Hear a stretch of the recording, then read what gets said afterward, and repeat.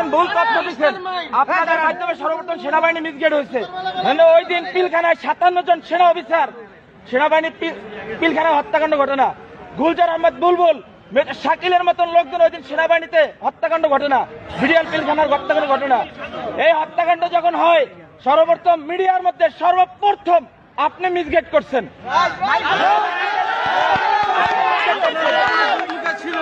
এই দেশে 52,000 সদস্য, এর ভিতরে আপনি একজন।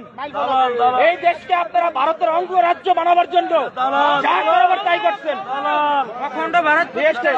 আপনি এখনো কেন আপনার হাতে এখনো ছাত্র হত্যার রক্ত এখন আপনার হাতে লেগে আছে? আপনাদের মতন চাটুকার, আপনাদের মতন কিছু কুলাঙ্গা সাংবাদিক পেশাটা হচ্ছে সত্যিটা মহৎ পেশা। সত্যের উন্মোচন তারাই করে, কিন্তু আপনারা সত্যটারে মিথ্যা বানাইয়া এই দেশটাকে একটা কিছু ভুটানের মতন আপনারা অন্ধকার জগতে বানাই ফেলাইছেন ভারতের অঙ্গরাজ্য বানাবার জন্য।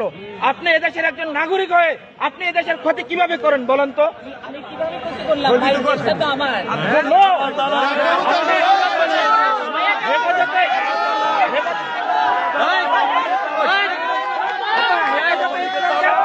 ধ্বংস করে দিচ্ছেন বলেন? হেফাজতে ইসলাম নিয়ে আপনি মামুনুল হক সাবুজুন নিয়ে আপনি জোনায়েদ